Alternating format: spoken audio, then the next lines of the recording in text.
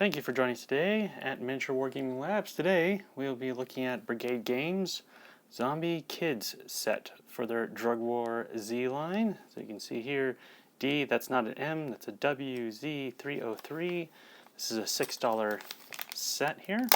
And for $6 you are getting 2 models. So it's $3 for these little people here. And these are little children on their way to school with their little backpacks, but unfortunately never made it. So I bought these because it is rare to find zombie children, and since you only get 2, I actually bought 2 sets, so I have more zombie children for my zombie horde. Well, let's go ahead and get these 2 cleaned up and on their bases and compare it to the rest of the collection. Well, thank you for joining us. We've got our guys cleaned up and on their bases.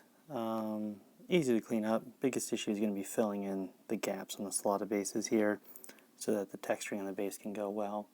I wanted to see how these kids fit into my existing zombie line since I didn't have zombie children.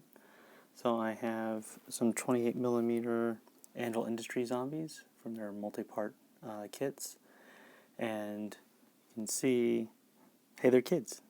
If there's a difference in height or in bulkiness, it can be explained as they're kids, which makes it interesting because I also have All Out War, so 32mm zombie.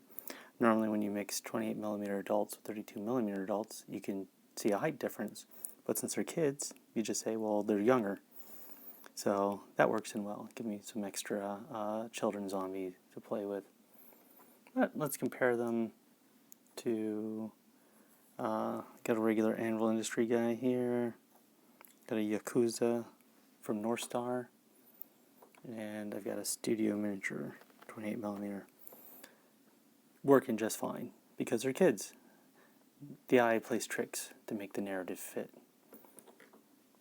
And I find Brigade Game Zombies work well with Spectrum Miniatures' leaner true scale look, and that works just fine here also. So the zombie kids, I think you pay a little bit more per model than the other zombies in the line, but they're kids and they have a great versatility across multiple height ranges, just because since they're children they're supposed to be smaller and thinner than the other models.